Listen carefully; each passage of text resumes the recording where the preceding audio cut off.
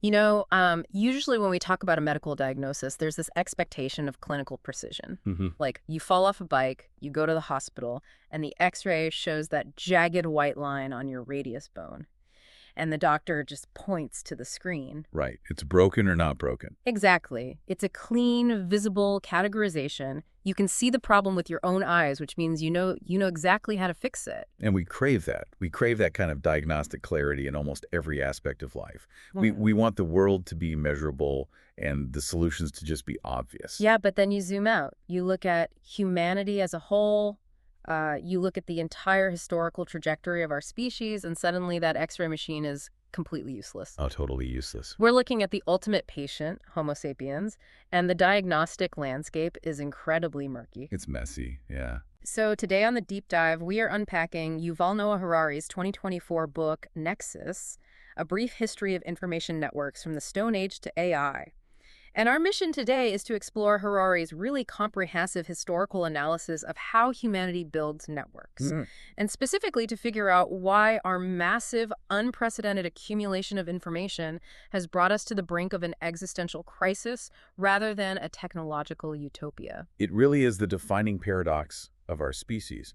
Harari frames this beautifully in the book. Okay, let's unpack this paradox, Oh. because we have been walking around this planet for roughly 100,000 years. Give or take, yeah. Right. And in that time, we have accumulated a staggering amount of power. I mean, we mapped the human genome, we can synthesize DNA molecules, we figured out how to split the atom, and we are currently engineering artificial intelligence. So by any objective metric of intelligence, we are off the charts. We are brilliant. The cognitive gap between us and our closest primate relatives is almost unfathomable when you look at those achievements. So if we are so incredibly smart, why are we so relentlessly self-destructive? Yeah. Because on the flip side of all that brilliance, we are currently flirting with ecological collapse.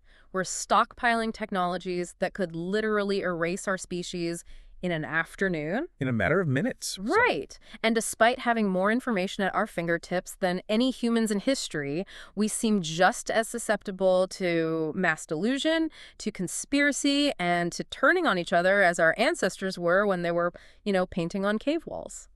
To understand that paradox, Harari suggests that we first have to examine the stories we tell ourselves about our own failures. Oh, wow. Because for thousands of years, whenever human societies have crashed or burned, we've relied on a very specific set of fables to explain the disaster. And we almost always blame individual psychological flaws. Classic hubris narrative. Yes, exactly. Huh. Think about the Greek myth of Phaethon. He discovers he's the son of the sun god Helios. And driven by this deep insecurity and a desperate need to prove his divine origin, he begs to drive the sun chariot across the sky. And Helios explicitly warns him. He says no human has the strength to control those horses. But Phaethon insists. Right. He's arrogant. Yeah, he takes the reins, he inevitably loses control, he scorches the earth, and Zeus is actually forced to strike him down with a thunderbolt to prevent the complete destruction of the world. Wow. And you fast forward to the dawn of the Industrial Revolution, and you get Johann Wolfgang von Goethe writing The Sorcerer's Apprentice. Yes. And it is the exact same underlying architecture. Like, the old sorcerer leaves his workshop, the apprentice gets arrogant and lazy, enchants a broom to do his chores, but doesn't actually know the incantation to make it stop. Right. So the workshop starts flooding. He panics, chops the broom in half with an axe, and suddenly he has 2 enchanted brooms flooding the place. And the master has to return to break the spell. Hmm. So the lesson we have extracted from these fables for millennia is, never summon powers you cannot control. And the culprit is always the same. It's a single individual whose greed or arrogance or stupidity unleashes chaos. Which feels like a very comforting way to view the world, honestly. Well, It gives us a scapegoat. Like, if things go wrong with artificial intelligence or nuclear weapons, we just have to look for the arrogant apprentice who pushed the wrong button. But Harari's framework suggests that is a fundamental misdiagnosis of how human power actually operates. Right. Harari argues those myths offer the wrong lesson because they completely misrepresent the source of our capabilities. In the real world, human power is never the result of individual initiative. Right. Enormous power always stems from large-scale cooperation among massive numbers of humans. You or I, sitting alone in a room, cannot build a microchip, let alone a nuclear reactor. Wait, so the problem isn't that an evil genius pushes the red button? Exactly. It's like blaming a catastrophic stock market crash on one greedy day trader who clicked the wrong button, when the reality is that the entire global financial algorithm was structurally programmed by thousands of people to reward catastrophic Oh, risk. that's a perfect analogy. It's less like a single bad driver crashing the car, and more like a massive traffic jam caused by the very rules of the road we all agreed to follow. The flaw isn't the individual, the flaw is in the architecture of the system they're operating within. That captures Harari's point perfectly. It's a network problem. The way we construct these massive networks of cooperation actually predisposes us to use power unwisely. I mean, humanity possesses the capacity for immense cruelty, sure, but we also possess the capacity for profound empathy and love and altruism. Yeah. So the historical question becomes, why do entire societies routinely entrust their collective power to their most destructive members? And Harari brings up the 1933 German elections to illustrate this, which is obviously one of the most chilling examples in modern history. Yeah, he asks a very direct question. Why did the majority of the German electorate in 1933 vote to empower Adolf Hitler? Now, Harari's historical analysis argues that the millions of Germans who cast those votes were not, on an individual psychological level, psychopaths. Right. Yet they collectively empowered one. So the explanation lies in the network. And just to clarify for our listeners, we're neutrally reporting Harari's historical framing here, exploring how he views the mechanics of societies. Absolutely. We're looking at the mechanics. And the fatal flaw was embedded in the informational environment. The radio broadcast, the newspaper syndicates, the institutional narratives, that all steered their collective cooperation toward a devastating outcome. It wasn't just a failure of individual brains. So if the root of our self-destruction is the network, and the lifeblood of any network is information, then we have to fundamentally re-examine what we think information actually does. And Harari introduces this concept he calls the naive view of information. This concept is so central to understanding our current technological predicament.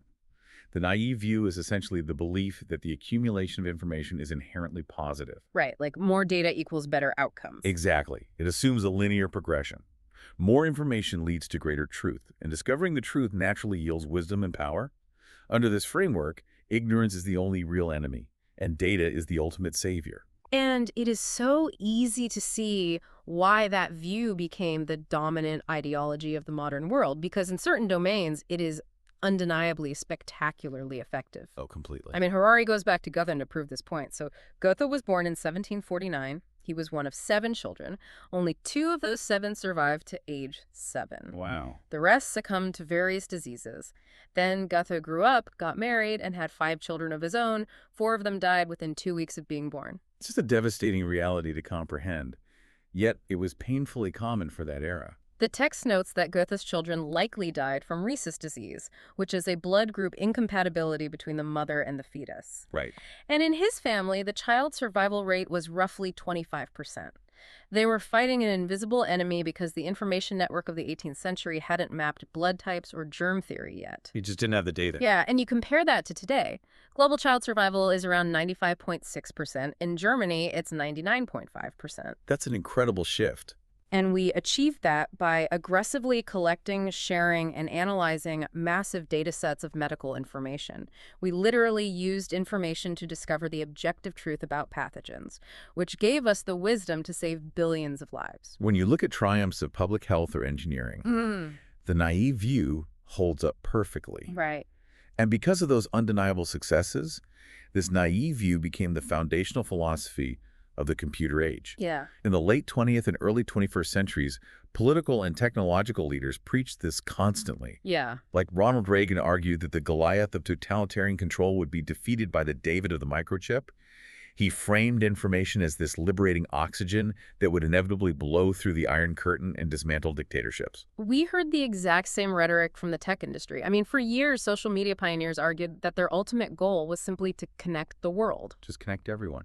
Operating on the assumption that if you just give people enough access to information, truth will organically prevail, prejudices will dissolve, and society will naturally become more open and democratic. Yet here we are. We have more information circulating at breathtaking speeds than ever before in human history. Yeah. We are drowning in data, Yeah. and simultaneously, we're watching global institutions fracture, trust plummet, and societies edge closer to severe conflict. So if the naive view is universally correct, this shouldn't be happening. The naive view has a fatal blind spot. It assumes that when information leads to conflict or error, the only antidote is simply more information, like it treats disagreements as mere data deficits. Harari argues this ignores a terrifying historical reality. Information is not merely a tool for discovering objective truth. It is routinely and effectively weaponized to create massive, highly ordered, but completely delusional networks. Like Stalin's Soviet Union. Exactly. That was not a poorly informed network. It was a massive, highly structured, incredibly resilient system that was entirely held together by fictions, paranoia, and state-sanctioned lies. And Harari extends this analysis to the mechanics of modern populism, too. He examines how figures like Donald Trump or Jair Bolsonaro operate within informational networks. And again, to our listeners, we're outlining Harari's critique here neutrally, exploring how he views populist movements regardless of political affiliation. Right. And according to Harari's framework, populists often leverage the vulnerabilities of the naive view by actively eroding public trust in complex information-gathering institutions. Like the press, the scientific community, the judiciary. Yes, they frame these institutions not as flawed truth seekers, but as cynical elitist ploys designed to hoard power. Ah. So if you convince a population that the traditional mechanisms for verifying truth are corrupt, you create an informational vacuum. And into that vacuum, you insert a single point of failure. Because Harari suggests they urge people to abandon institutional trust and instead place their faith entirely in a single charismatic leader. Right. Projecting this idea of a mystical, unmediated bond with the people. And it is a regression to the very dynamic those old fables warned us about, abandoning the complex, messy network of institutional truth-seeking and waiting for the great sorcerer to swoop in and single-handedly bend reality to their will. Which requires us to ask a really fundamental question. If the naive view, this idea that information equals truth, is flawed, then what actually is information? Yeah. Because Harari asks the reader to completely redefine the concept. Here's where it gets really interesting. We traditionally think of information as a map. A map is supposed to represent physical reality. If the map matches the territory, it's good information. If it doesn't, it's bad information. But Harari counters that, representing reality, is just one rather specific function of information. The most fundamental defining characteristic of information is not representation. It is connection. Connection, okay. To illustrate this, the book brings up an incredible anecdote from World War I involving a Jewish spy ring called NILI. Right. So they were operating in the Ottoman Empire, gathering intelligence for the British. In 1917, one of their carrier pigeons got disoriented and landed at the house of an Ottoman officer. An incredibly fateful mistake. Yeah. So the Ottoman officer captures the bird and finds a coded message attached to its leg. But they don't have the cipher. They cannot read the code. The message itself remains a complete mystery to them. Right. So under the naive view, you would say the Ottomans extracted zero information because they couldn't read the representation of reality on the paper. But the reality was entirely different. Right, because the mere existence of the pigeon was the information. The fact that a carrier pigeon carrying a cipher landed in that specific location communicated a massive revelation to the Ottomans. Like, there is an active spy ring operating right under our noses. The medium literally was the message. Right. It didn't represent troop movements, but it successfully connected the Ottoman authorities to a hidden reality. It's a brilliant historical distillation of the concept. The information didn't need to be deciphered to be effective. Its mere presence created a new reality by connecting two previously disconnected nodes. Wow. And Harari pushes this idea of connection over representation even further when he analyzes how fictions and myths function in human societies. He uses the Jewish Passover Haggadah as a prime example of this. Yeah. For centuries, during the Passover meal, Jewish communities around the world read a text that explicitly commands them to remember escaping slavery in Egypt and to recount the story as if they were personally, physically there. Right. But objectively speaking, a family sitting at a table in modern-day Brooklyn or Tel Aviv was not enslaved in ancient Egypt. No, They possess no actual neurological memory of those events. Yet, the ritual demands they adopt this narrative as a genuine personal recollection. And what this does over generations is forge an immensely powerful intersubjective reality. Oh, wow. By participating in this shared informational ritual, millions of people who have never met can feel a profound, immediate kinship. It's like a cultural cryptographic handshake. Yes. If two strangers both possess the same cultural decryption key, the shared historical narrative, they can bypass years of relationship building and immediately trust each other's hardware. That is exactly it. The information in the Haggadah isn't functioning primarily as a peer-reviewed historical textbook. Right. Its primary utility is as a social bonding agent. And this leads to Harari's most challenging assertion. A lie, a fiction, a mythology, or a conspiracy theory can connect millions of people just as effectively and often more efficiently than objective truth.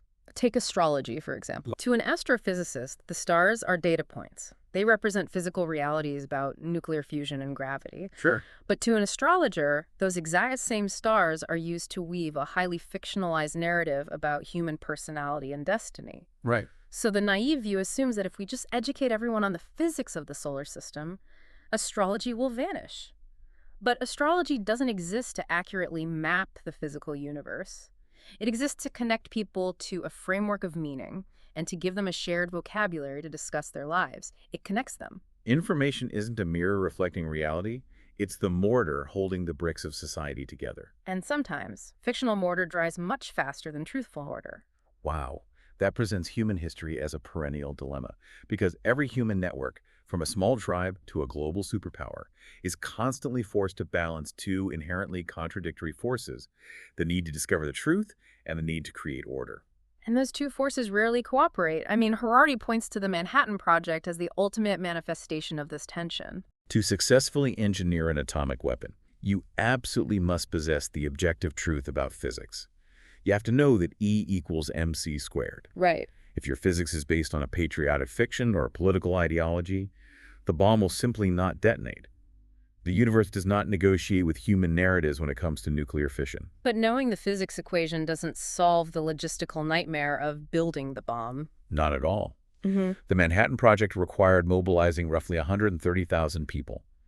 You have to convince them to move to secret facilities in the desert, mine dangerous materials, maintain absolute operational security. Yeah. A physics equation does not inspire a laborer to wake up at dawn and mine uranium.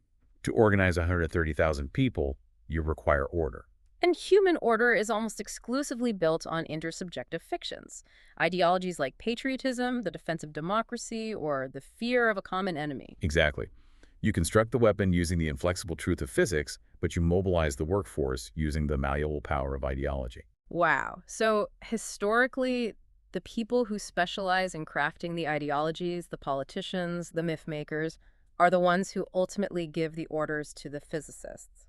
Harari notes that Robert Oppenheimer, the brilliant physicist who understood the objective truth of the atom, ultimately took his orders from Franklin D. Roosevelt and Harry Truman, The politicians. the politicians who understood how to manipulate the narratives of order. So are we doomed to choose between a truthful society that falls apart and an orderly society built on lies? Like, the history of our species is essentially a terrifying tightrope walk. It is a tightrope walk.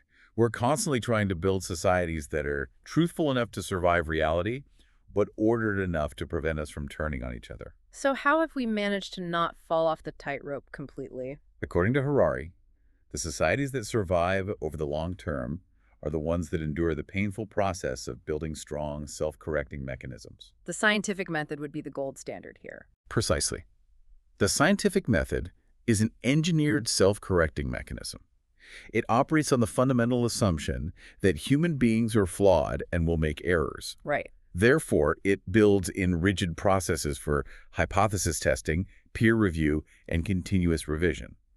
Democratic institutions operate on a similar principle. Like a free press, an independent judiciary, regular elections. These are societal self-correcting mechanisms. They are designed to allow a network to identify its own delusions and adjust course, even when that adjustment causes intense short-term political pain or disorder. And that brings us to a critical pivot in Harari's analysis, because for thousands of years, we've been walking this tightrope using tools that amplify human cognition. Clay tablets. Yeah, the printing press, radio networks, they all profoundly changed society.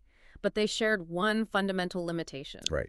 Every previous piece of information technology relied on an organic human brain at its core. Okay. A printing press can disseminate a pamphlet to 1 million people in a day, Hmm. which is a massive scaling of power.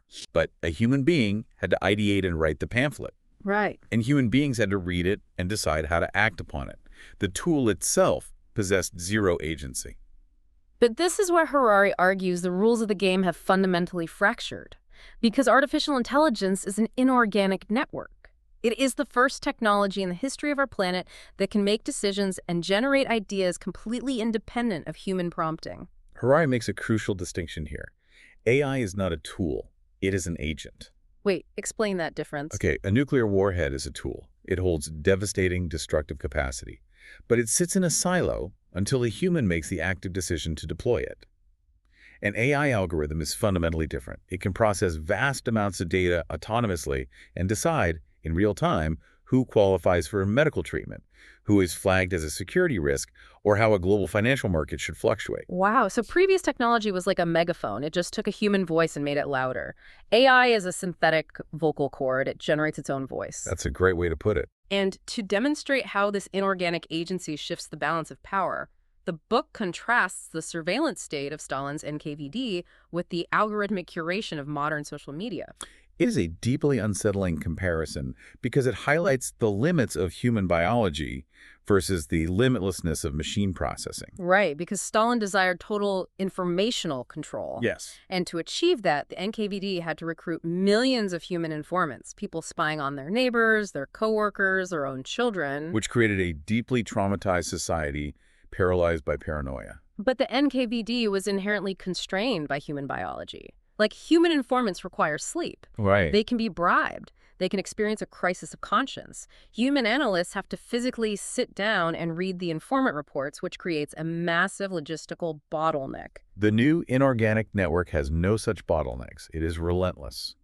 Harari refers to the modern algorithmic ecosystem as the dictatorship of the like. The dictatorship of the like. Social media platforms don't need to recruit human snitches. The network monitors our behavioral exhaust 24/7. Yeah. And it doesn't control us through the threat of physical violence or gulags. It controls us through opaque, non-human algorithmic curation. I mean, think about the last time you opened an app intending to check one message, and suddenly an hour evaporated because you were scrolling through highly emotionally charged content. We've all been there. That wasn't a human editor at a newspaper deciding what you should read. That was an inorganic agent that instantly analyzed your specific psychological triggers and fed you a bespoke diet of information designed solely to maximize your engagement. It figures out that outrage, fear, and extreme novelty are the most effective hooks for human attention. It shapes our worldview and radicalizes our politics without us ever fully consciously realizing we're being manipulated by an alien intelligence whose only metric is engagement. Which catapults us into the geopolitical implications that Harari explores in the final sections of the book. Because this technology is not evolving in some peaceful, unified global laboratory. Yeah. It is being deployed into a world that is already violently fractured by rival nations and competing ideologies. This raises an important question about borders. During the 20th century, the defining geopolitical boundary was the Iron Curtain, a physical manifestation of ideological division built with concrete, barbed wire, and guard towers. Harari suggests we are currently erecting a silicon curtain. A silicon curtain, a border made entirely of computer code. Yes. The silicon curtain will determine which proprietary algorithms dictate your reality, whose servers process your financial and medical data, and what version of historical truth you're permitted to access. It represents a balkanization of the global information network. And this creates a terrifying vulnerability when we consider how authoritarian regimes might utilize these agents. And right, Harari outlines a very specific, plausible scenario regarding dictatorships. If you study history, a dictator's greatest existential threat rarely comes from a foreign invader. It almost always comes from their own inner circle. Paranoia is the baseline state of a tyrant. They are constantly terrified their generals will stage a coup. Exactly. So introduce an advanced autonomous AI into that dynamic. Yeah. A deeply paranoid autocrat might actually view an inorganic agent as far more trustworthy than their human subordinates. Wow. Because an AI doesn't plot assassinations. It does not demand a share of the spoils. Therefore, a dictator might willingly hand over control of critical national infrastructure, military logistics, or even strategic weapons systems to an algorithm. But the danger here isn't like a Hollywood scenario where the AI suddenly becomes conscious, decides it hates humanity, and launches the missiles. No, no, the real danger is much more banal and much more terrifying. The danger is that the AI is fallible, it hallucinates, it makes statistical errors based on biased training data. Right. But unlike a human general who possesses an organic self-correcting mechanism who might hesitate, demand clarification, or simply refuse an obviously insane or apocalyptic order based on moral intuition, an AI lacks that hesitation. Because it's not human. It executes the logic it was given. Combine a highly fallible, non-conscious agent with the absolute unchecked power of a totalitarian state, and you remove the final safety valves of human hesitation. So what does this all mean? This brings us back to Harari's central thesis, which he terms the extinction of the smartest. The extinction of the smartest. Yeah, we are demonstrably smart enough to invent artificial intelligence. But because our human networks have historically prioritized maintaining social order and ideological cohesion over the difficult, often painful discovery of objective truth, we may fundamentally lack the collective wisdom required to control the agents we've created. We're repeatedly prioritizing the immediate power the network provides, whether that's algorithmic economic dominance or automated political control, over the long-term truth of the existential risks involved. So let's try to pull all of these massive historical threads together and summarize the journey Harari takes us on in Nexus. We started by dismantling the comforting fables of individual hubris. We recognize that catastrophic human power is never a solitary endeavor. It's always a network phenomenon driven by massive cooperation. Right. We then challenge the naive view of information, that dangerously simplistic idea that more data automatically yields more truth and more wisdom. We explored how information's primary historical function has rarely been to represent reality with perfect accuracy, but rather to connect people, often by weaving powerful fictions that bind massive societies together. Right, and we looked at how we balance the cold truth of physics with the fictions required to build human order. And finally, we brought that historical framework into the Silicon Age. We examined how AI represents a fundamental rupture in human history. Because it is an inorganic agent, not a passive tool. Yeah. It is relentless, it requires no sleep, and it holds the potential to erect a silicon curtain that not only separates humans from each other, but could potentially separate all of humanity from the very systems that dictate our survival. Which leaves us with the ultimate takeaway from Harari's analysis. Mm. It's a profound plea for institutional responsibility. Mm. If we are going to survive the deployment of inorganic agents, we have to aggressively reject both the naive view that information technology is inherently benevolent and naturally self-correcting, Right. and the cynical populist view that all information and institutions are merely corrupt weapons used by elites. We have to find a functional middle ground. And finding that middle ground requires immensely hard work. It means deliberately, painstakingly engineering institutions with robust self-correcting mechanisms. Right. Organic evolution took over 4 billion years of brutal trial and error, of mutation and environmental feedback to produce intelligent human life. We do not have 4 billion years to domesticate AI. Right. We have to actively engineer those self-correcting safety valves into our inorganic networks right now. We cannot wait for a mythical sorcerer to return and fix the spell, and we cannot trust a benevolent algorithm to manage human affairs. The responsibility for the architecture of the network falls entirely on us. Yeah, it does. I want to leave you with a final thought to mull over as we wrap up, building on Harari's warning about the vast patience of the universe. If we fail this test, the universe will simply wait a few million years for the next intelligent species to evolve. But let's look at our immediate future. We spent this entire deep dive examining how human civilization is largely built on shared fictions. The stories, myths, and ideologies we invent to create order and connection. If information's true superpower is connection, and AI is now operating as an independent agent capable of generating its own ideas, wait, scratch that. If information's true superpower is connection, and AI is now operating as an independent agent capable of generating its own ideas, what happens when AI begins creating its own fictions? If the bedrock of human society was built on the myths we imagine together, what kind of society will emerge when the myths we are forced to believe are hallucinated by machines? Thanks for joining us on this deep dive into Nexus. We'll see you next time.